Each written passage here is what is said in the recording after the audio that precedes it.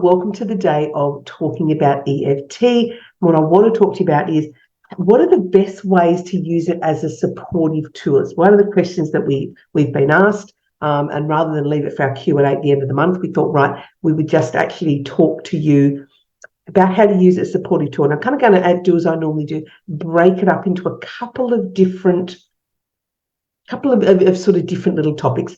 So as a supportive tool, EFT is on the end of your own fingers. It's your own fingers and doing tapping on your own body. Even as a practitioner, even when I'm working with a client one-on-one in a personal private setting in terms of face-to-face, you are still tapping on your own body and you are still using your own fingers. EFT was created originally as a self-help tool. It was never created for practitioners to use it. It was created as a tool, as a technique for you and I to be able to go, here is the things that are going on for me. Here are my triggers. Here are some of the events and memories. Here are the ways I get tripped up during the day with my thoughts, and how do I resolve them? It was created as self-help. It came from the basis of thought field therapy, which was more inclined to be needed with an actual therapist or an actual practitioner. EFT came to a different space of you can do it ourselves. It is so incredibly empowering to know that I can take what's going on with me. I can take a thought in my own head. I can take a memory that I'm having, and I can actually resolve it for myself. I can actually process it. I can actually take the intensity out of it. There is nothing more empowering in knowing that I can do that. Now, so can you. So as a supportive tool, what you're going to be doing is for me, I would recommend some sort of daily practice. So use it that way, some sort of daily practice. As a supportive tool for yourself, you can journal out some of the things that really bother you and upset you. Now, I actually have a process that I take people through. It's called the Personal Peace Procedure. I'll get a link put down to underneath this video. It's a free video on YouTube that you can get your hands on. We even have a workbook that goes with it. So we'll get a link to getting your hands on that as a freebie for you. The Personal Peace Procedure is designed to have you basically catalogue all the thoughts, the memories, the bothersome thoughts, the conversations that happen in your head, the stories that you keep replaying. Its idea is to catalogue all of those. Now, once you have them catalogued, what you will then be able to do is pick the one that's got the highest intensity and work through that today. So the highest one for me is that fight that I had with my dad 3 days ago that I'm still ruminating on and still dwelling on.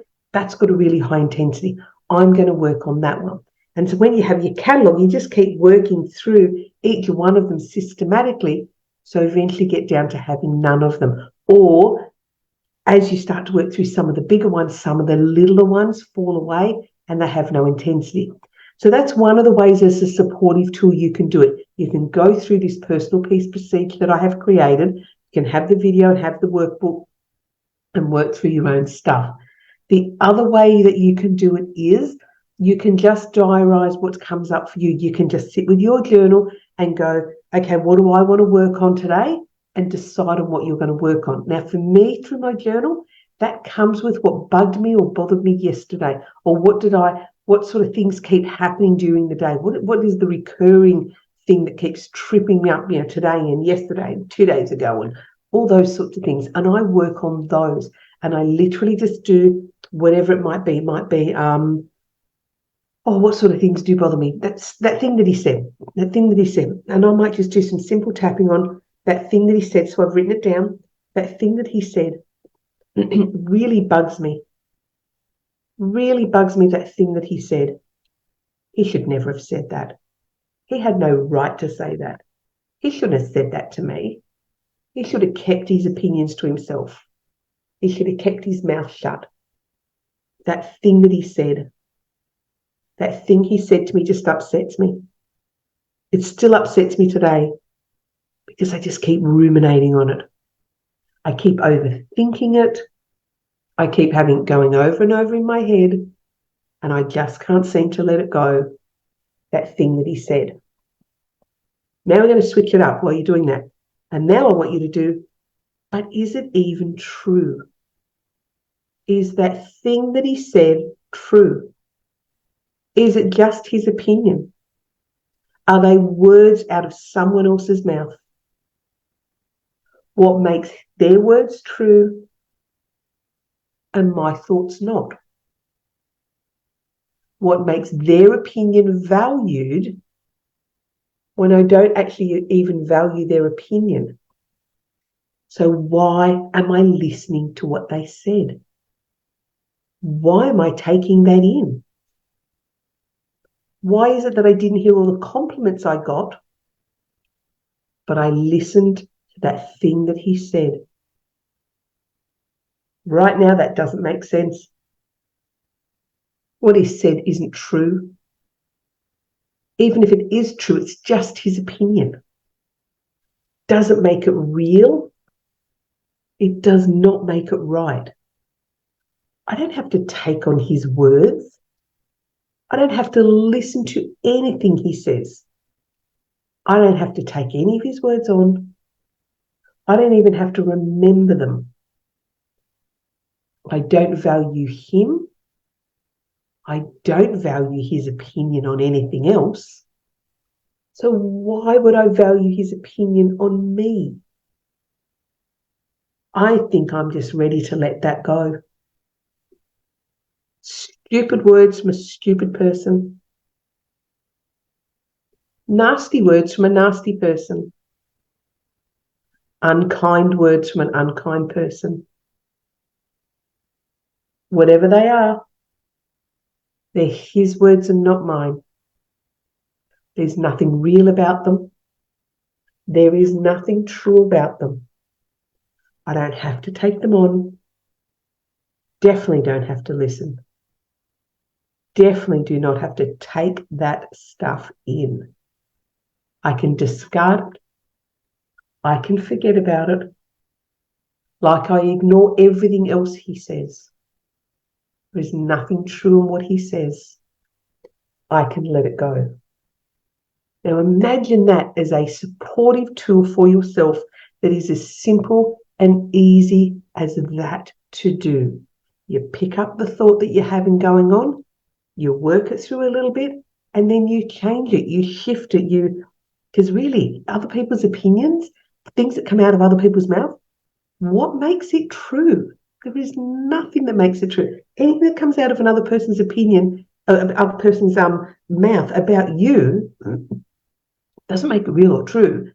And even if there is a bit of truth to it, you don't have to take it on. You don't have to take it on into your body. You don't have to take it onto your psychology. You certainly don't need to make that a story that you repeat to yourself about that person's opinion. Because all the good things that people say to you and the good opinions people pass, I bet you're not ruminating over those and telling those as a story. Because most of us don't. That's not what we do. We do this whole other stuff where we ruminate on the negative stuff.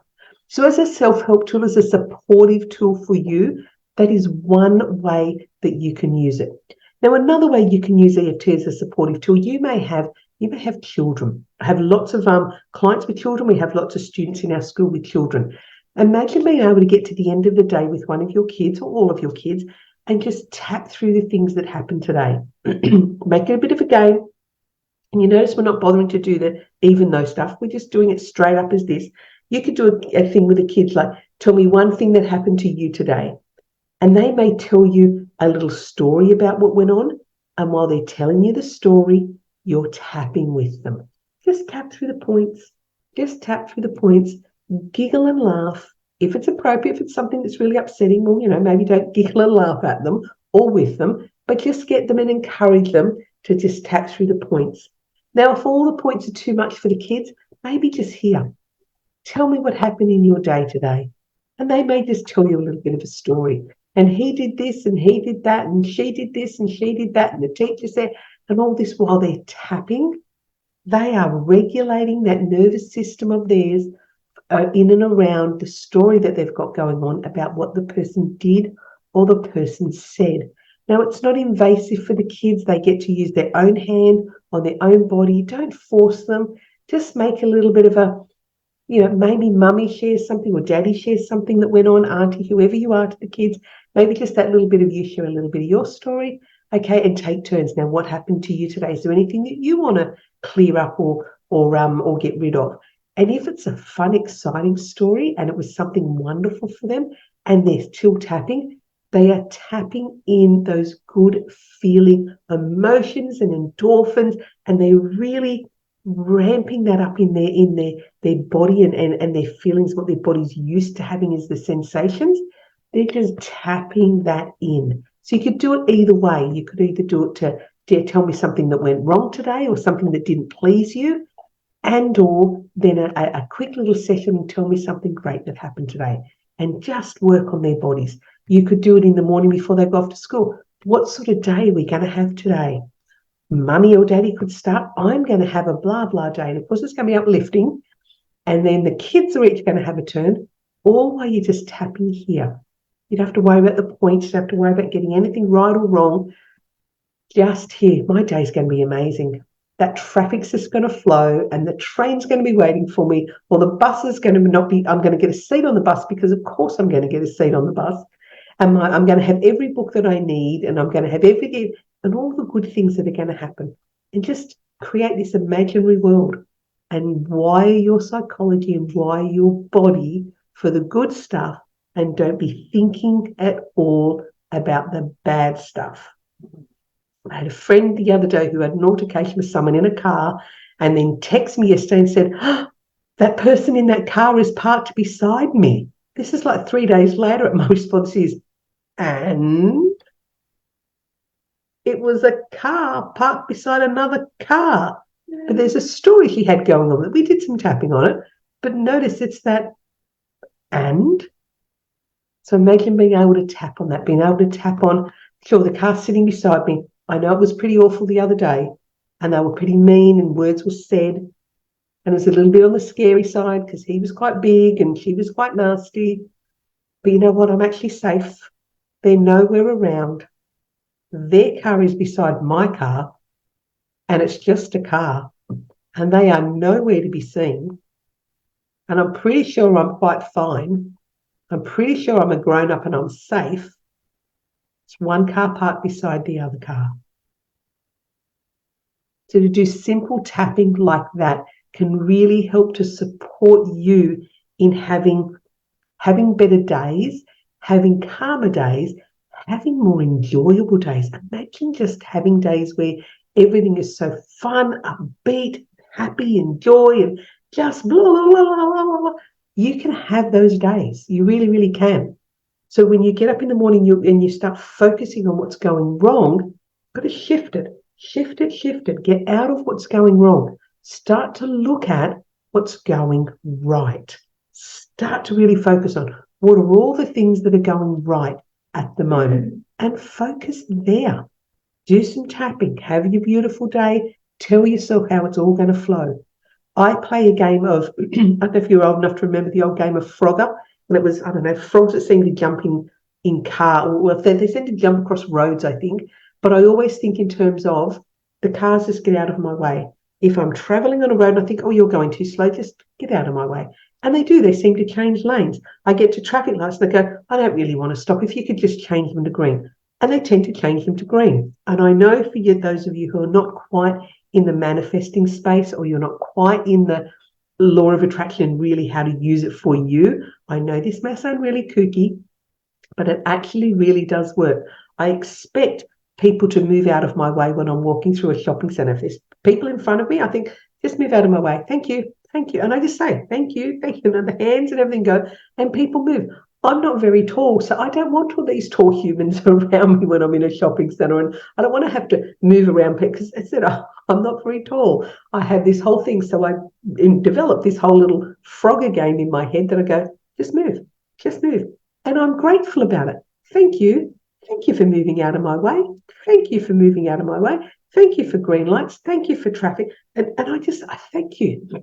If I get, the train's running a minute or two late and it's running 2 minutes late and I'm running 1 minute late and I get there on time, thank you.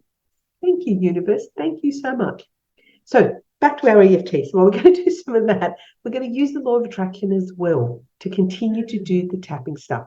Now, other supportive ways. You may have some family that are maybe, not behaving in a way that's pleasing to you or behaving in a way that's supportive of you. You can kind of use tapping for you to calm you. You can never change them. You can't. There are ways to use tapping for other people, but I'm not going to go into that with you. I never want people to use it for evil and not good, if that makes sense. I always want them to use it for good. I always want everybody to do the right thing with tapping. It is a very, very powerful tool. It's a very energetic tool. So while you can do some surrogate tapping on other people, you need permission to do that. So what I'm going to suggest is if you have family members or people in your sphere, people in your world who aren't behaving the way that you would like them to, you could do some tapping with you. You know what? My interaction with whoever is going to be so different when I talk to them next. It's going to flow and it's going to do this and it's going to do that. And I'm going to experience this and I'm going to walk away feeling really uplifted and really, really happy about my time with them. Notice that I'm not saying anything about how the other person needs to change. I'm talking about how you are going to perceive how you work with the other person or interact with the other person. And I'm talking about how you behave and how you present. Never are we going to start to be working on the other person. It's just not the space that I want to bring you into. So if you're doing that and you're calming you and you're setting your expectations and you're setting your energy and how you would like to show up and you're tapping in those good feelings, it makes it so much easier when you do connect with that person that you've already set yourself up for how you're going to behave, how you're going to show up, how you're going to experience that person and how it's going to feel. So we've covered over quite a lot in this session, and I just love doing this with you. Please continue to put more comments in the comment box. Tell us what you'd love for us to do more of our tapping on. I love having the opportunity to just do small amounts of tapping with you. Just remember, this is your go-to. Sure, we have all the other points, and we do all the other points when we're working on our own stuff, and it attaches to different organs of the body. Maybe I'll do a class on what organs of the body that each of the different tapping points relates to and what you might want to do with that. But for a supportive tool for yourself, personal piece of procedure, so cataloging if that works for you, using your journal if that works for you, day and evening time with the kids or even with yourself to clear out stuff that didn't happen today.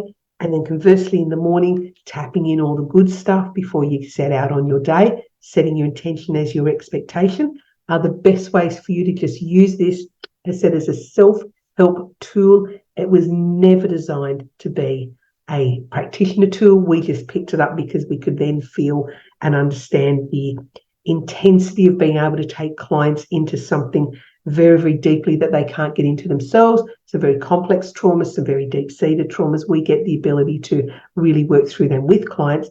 But for day-to-day stuff or stuff to get yourself started on the end of your fingers and go ahead and do tapping with yourself, for yourself, and staying powered with the ability to, I can manage all this for me. And I wish you a wonderful, wonderful, wonderful week. And you take care of you. Bye-bye.